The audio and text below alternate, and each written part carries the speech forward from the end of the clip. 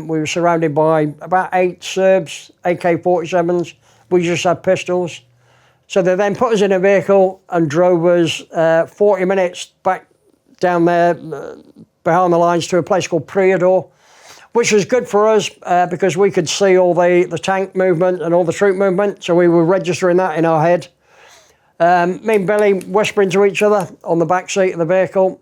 And then all of a sudden, the guy who was driving, who was a major, leant over, said something to this guy who was in the passenger seat. Quite a big burly guy with a big beard.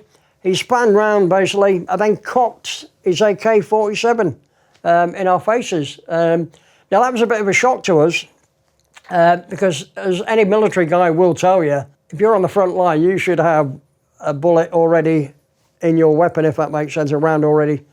So we started laughing, purely because of the unprofessionalism. He obviously took it the wrong way, because he gave me quite a hard time later on. I got a bit of a few kicks, a few threats, a few digs in the side with an AK.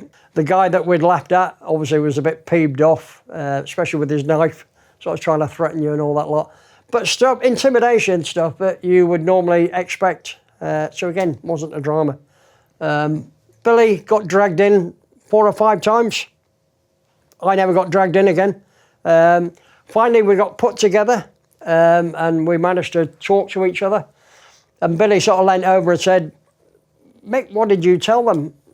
"Sorry, mate, I just said I'm the driver." Billy then said, "Yeah, but I'm the driver."